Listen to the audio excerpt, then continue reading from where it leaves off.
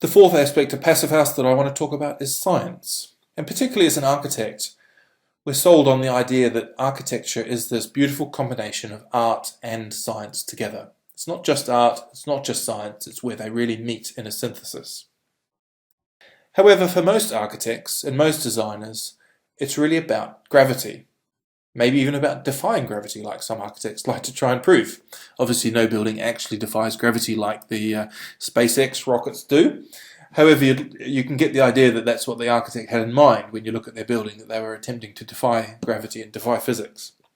But of course, architecture and buildings is about so much more than just gravity, so much more than just resisting the loads of the building.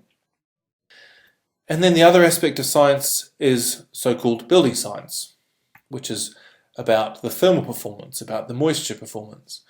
And I actually did a building science bachelor's degree before I carried on to do the architectural part of my education.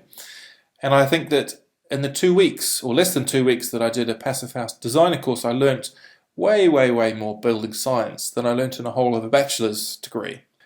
And the building science which architects and building designers deal with mostly is very basic, very straightforward stuff.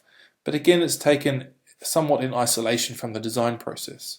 Whereas for Passive House, the building science, the moisture management, the movement of heat, the transfer of heat, the air, how we manage the ventilation of the building, all these aspects are integral to the Passive House standard. They're part of the design process, not something separate. And to illustrate this is this very beautiful, simple and elegant building in France by Pamier Architects and Herman Kaufmann Architects. Herman Kaufmann, of course, very well known for doing a lot of Passive House buildings. And this building doesn't make any particular show of trying to defy gravity or play any games around illustrating something to do with gravity or any other aspect of building science, really. It's a very calm building that you know, because it's a Passive House building, the building science is all in place, that it's working as it should do. It's built with timber and clad with timber on the outside, but we know, because it's a certified Passive House building, that the science of how moisture and air move through those is understood and is considered and taken care of in the design process.